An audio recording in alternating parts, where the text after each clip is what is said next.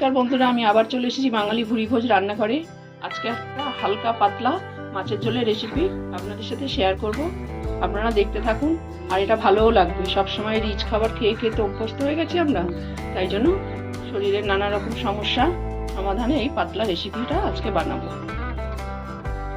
প্রথমে কড়াইতে আমি তেল দিয়ে দেব। রান্নাটা অল্প তেলেই করব। তেল গরম করতে দিয়েছি, এবার আমি মাছে লবণ আর হলুদ আমি মিশিয়ে নেব।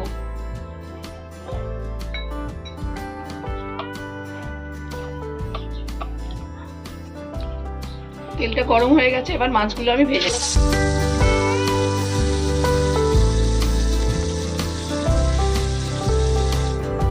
মাছ আমি হালকা করে ভেজে নিয়েছি, বেশি কড়া করে ভাজবো না।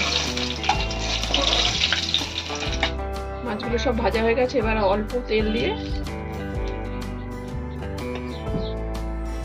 পাঁচফোড়ন দেব।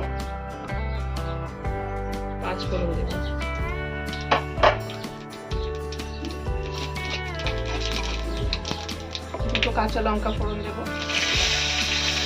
এবার আলুগুলো তেলের মধ্যে দিয়ে দেব।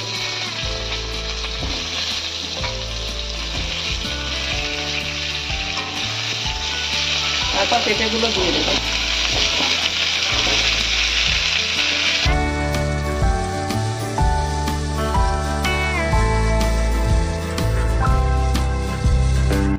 গুঁড়ো, একটু জিরের গুঁড়ো আর একটু ধনের গুঁড়ো আমি জল দিয়ে গুলে রাখবো কিছুক্ষণ।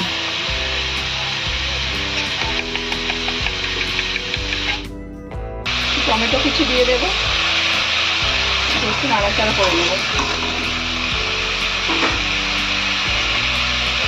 ধনে জিরে হলুদ যে গুলে রেখেছিলাম এটা দিয়ে দেবো। অল্প কষিয়ে নেব।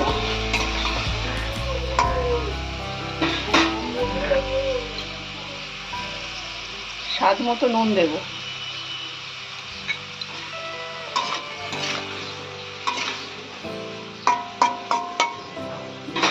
এবার জল দেব।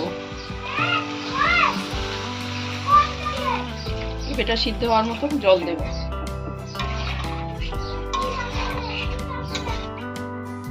এবার চাপা দিয়ে রাখবো।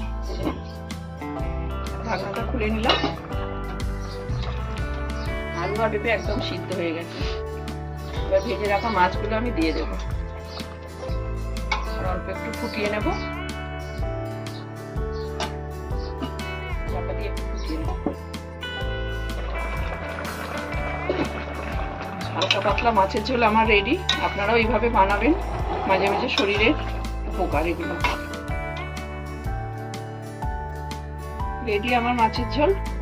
এরকম হালকা পাতলা ঝোল আপনারাও মাঝে মাঝে বানাবেন, তাতে শরীরও ভালো থাকে।